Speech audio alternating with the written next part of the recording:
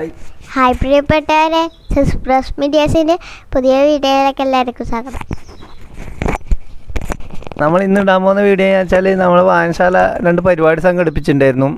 അതിലൊന്ന് വായനശാല തൊട്ട് അടുത്ത് തന്നെ മൃഗാശുപത്രി ഉണ്ട്. അപ്പോൾ മൃഗാശുപത്രിയിൽ കുറേ നാളുകളായിട്ട് ജോലി ചെയ്ത പ്രവാരാട്ടം കണ്ടൊക്കെയുള്ള പ്രവാരാട്ടം റിട്ടയർഡ് ആയിട്ടുണ്ടായിരുന്നു. അപ്പോൾ റിട്ടയർഡായ പ്രവാരാട്ടിന് ഒരു ആദരം കൊടുക്കുന്ന ചടങ്ങായിരുന്നു ഒന്ന് സംഘടിപ്പിച്ചിട്ടുണ്ടായിരുന്നത്.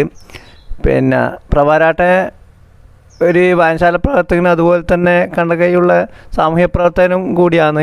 ഞാൻ എന്ത് ആവശ്യത്തിന് മൃഗാശുപത്രിയായിട്ട് ബന്ധപ്പെട്ട എന്ത് ആവശ്യത്തിനും പ്രവാരാട്ടിനായിരുന്നു വിളിച്ചുകൊണ്ടിരുന്നത്. ഡോക്ടർ ഉണ്ടോ എന്ന് അറിയാനും അതുപോലെ മറ്റുള്ള ആരെങ്കിലും എന്തെങ്കിലും ആവശ്യമുണ്ടെങ്കിൽ അതിനെക്കുറിച്ചൊക്കെ അറിയാൻ പ്രവാരാട്ടിനായിരുന്നു വിളിച്ചുകൊണ്ടിരുന്നത്. ആ പ്രവാരാട്ടം റിട്ടയർഡ് ആകുന്നതിൽ പിന്നെ കുറച്ച് വിഷമമുണ്ട്. പിന്നെ മറ്റൊന്ന് വിചാരിച്ചാൽ നമ്മളെ പിന്നെ 10ാം മൈലിൽ തന്നെയുള്ള ഇപ്പം കല്യാണം കഴിച്ച് കുറ്റാട്ടാണ് താമസം സ്മിത അജയൻ അവതരിപ്പിച്ച ഒരു പുസ്തകാസ്വാദന പരിപാടി ഉണ്ടായിരുന്നു കുട്ടികൾക്കൊക്കെ വേണ്ടിയിട്ടുള്ള. പിന്നെ സ്മിത അജയൻ എന്ന് പറഞ്ഞാൽ പിന്നെ ഒരു നല്ലൊരു കവിയത്രിയാണ്, ഒരുപാട് അവാർഡൊക്കെ വാങ്ങിയ കവിയത്രിയാണ്. അതുപോലെ തന്നെ നല്ല രീതിയിൽ പാട്ടൊക്കെ പാടുന്ന ആളാണ്. അതിനൊക്കെ പുറമെ കുറ്റാട് തന്നെയുള്ള പൊതുജന ഗ്രന്ഥശാലയുടെ ലൈബ്രറി കൂടിയാണ്. പിന്നെ മികച്ച ലൈബ്രറിക്കുള്ള അവാർഡൊക്കെ വാങ്ങിയതാണ് ജില്ലയിൽ നിന്ന്. അപ്പോൾ ഈ 2 പരിപാടിയാണ് അന്ന് നമ്മൾ സംഘടിപ്പിച്ചത്. ബാക്കി വിശേഷങ്ങൾ വീഡിയോയിലൂടെ കാണാം. ഓക്കെ.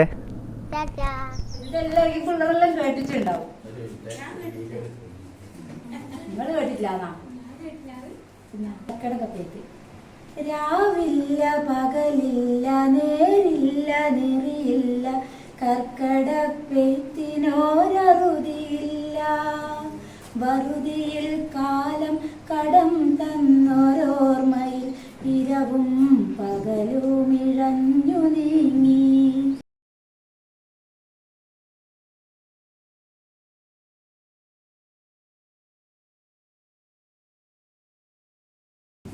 CMS പൊതുജന വായനശാല ഗ്രന്ഥാലയം 10ാം തീയതി സംഘടിപ്പിക്കുന്ന നമ്മളെ പുസ്തക പരിചയം എന്ന പരിപാടിയാണ് ഇവിടെ നടക്കാൻ പോകുന്നത്.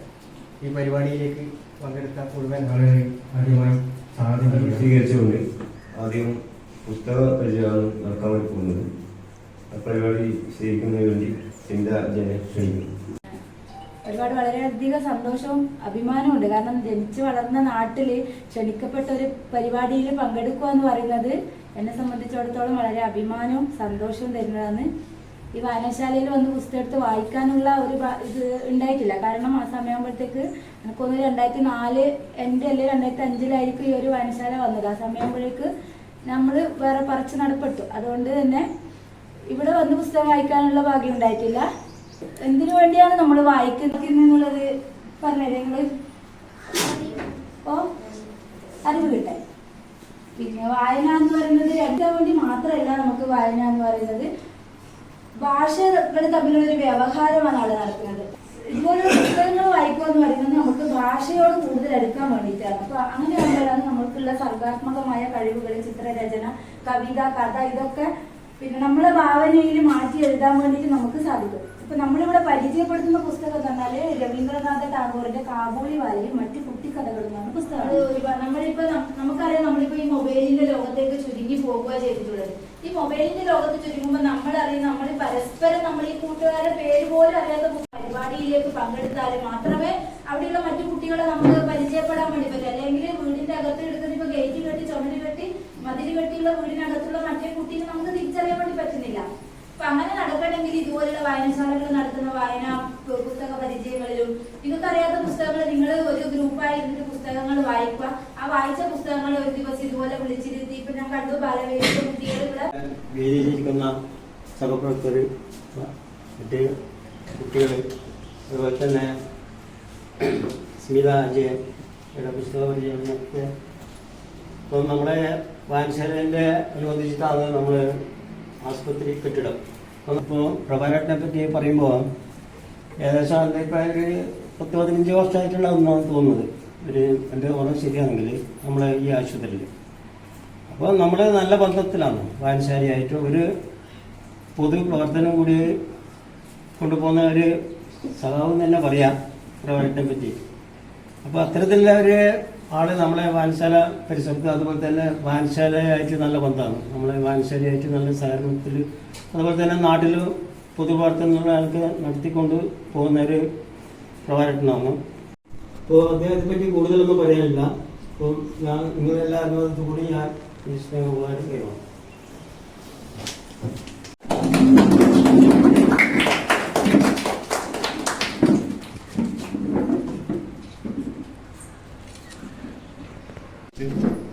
അതുപോലെ സാധു പറഞ്ഞ കഴിച്ച് സ്നേഹാദരവും എന്നെ ഏൽപ്പിച്ച ശ്രീ കെ ബാലാട്ടൻ, അതുപോലെ തന്നെ നന്ദി ആശംസിക്കുന്നതിൽ സന്തോഷം. ഇന്നത്തെ ഏറ്റവും വലിയ പ്രധാന വിഷയം എന്നുള്ളവർക്ക് പുസ്തക പരിചയം.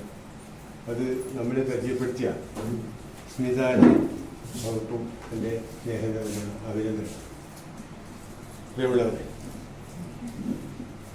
എനിക്ക് ഇങ്ങനെ രാജ്യം വാങ്ങാൻ കഴിയുമെന്നല്ല, പ്രത്യേകിച്ചും ഈ സർക്കാർ ജീവനക്കാർക്ക് ഇങ്ങനെ കൊടുക്കുന്നൊരവസ്ഥ പൊതുവിലില്ല.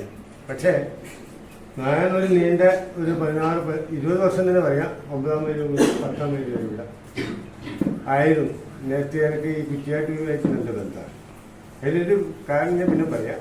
ഏകദേശം 27 വർഷമാണ് എൻ്റെ ഈ സർവീസ് കാലയളവ് ഉണ്ടായത്. ആദ്യം ഇരിട്ടി, പിന്നെ കുയ്യൂർ, പിന്നെ പുല്ലൂട്ടി, കണ്ണാടിപ്പറമ്പ്, അതിനുശേഷം 9ാം വരെ വന്നു. 9ാം വരെ ബിൽഡിങ്ങിൻ്റെ പ്രസംബന്ധിച്ച് നമ്മൾ 2008 നമ്മളിവിടെ വന്നു.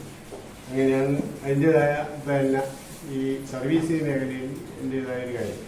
ഇനി ഈ കുറ്റിയാട്ടൂരിലെ ബന്ധം എന്ന് പറഞ്ഞാൽ ഞാൻ വളരെ ചെറുപ്പത്തിലെ ഈ കുറ്റിയാട്ടൂർ പഞ്ചായത്തുമായിട്ട് നല്ലൊരു ബന്ധമാണ്. ഞാൻ കല്യാണം കഴിച്ചതും കുറ്റിയാട്ടൂർ പഞ്ചായത്തിലാണ്, മിക്കർക്കും അതറിയാം. അപ്പോൾ രാഷ്ട്രീയമായും സാമൂഹിക പിന്നെ സാംസ്കാരികപരമായിട്ടും വളരെ നേരത്തെ ഈ സ്ഥാപനവുമായി ബന്ധപ്പെട്ട് പ്രവർത്തിക്കുന്നതുകൊണ്ട് തന്നെ ഇതിൻ്റെതായ പിന്നെ എല്ലാ കാര്യങ്ങളും വിഷമങ്ങളെ സംബന്ധിച്ചൊക്കെ ഞാൻ വളരെ ബോധവാനാണ്. പിന്നെ 1973 ഞാൻ ഗ്രന്ഥശാല പിന്നെ പ്രവർത്തനവുമായി ബന്ധപ്പെട്ട് അതിൻ്റെ വർക്കിംഗ് കമ്മിറ്റിയും അതുപോലെ തന്നെ അതിൻ്റെ ഭാരവാഹിയാണ്.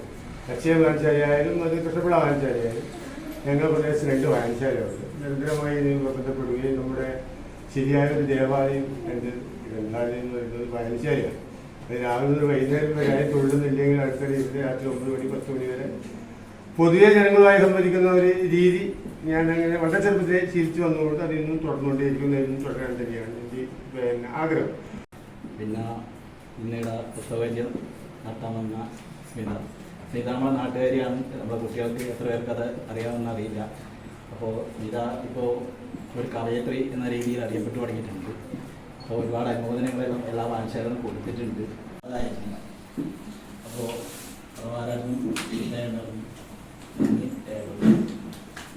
അതുപോലെ ഈ പരിപാടി പങ്കെടുക്കാൻ എത്തിയ മുഴുവൻ നാട്ടുകാർക്കും നമ്മുടെ പ്രിയപ്പെട്ട കുട്ടികൾക്കും വായനശാലയുടെ എല്ലാ ഭാരവാഹികൾക്കും മെമ്പർമാർക്കും ഇതെന്ന് പറഞ്ഞാൽ നന്ദി രേഖപ്പെടുത്തുന്നു.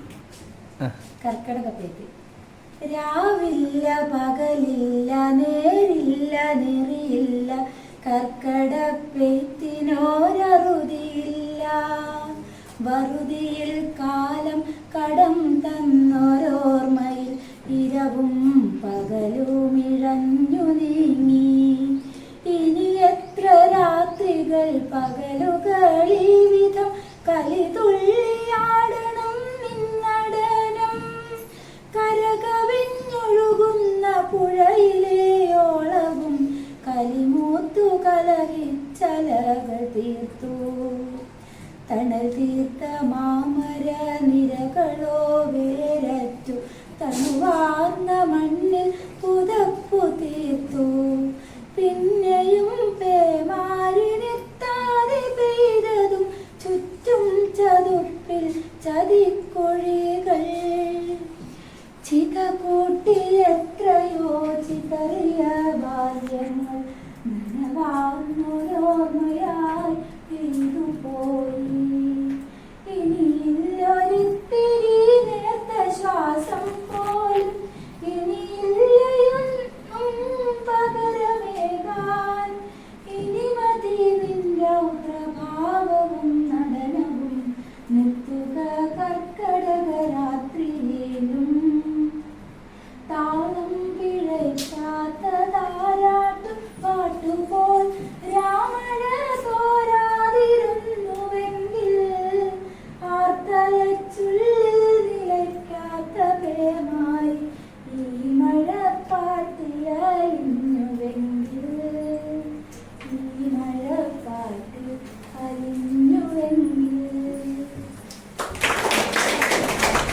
വീഡിയോ ഇഷ്ടപ്പെട്ടാൽ ലൈക്ക് കമൻറ്റ് ഷെയർ സപ്പോർട്ട് ചെയ്യണം.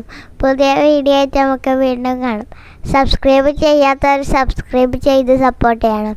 പുതിയ വീഡിയോ ആയിട്ട് നമുക്ക് വീണ്ടും കാണാം. ഓക്കെ, ടാറ്റാ. ടാറ്റാ.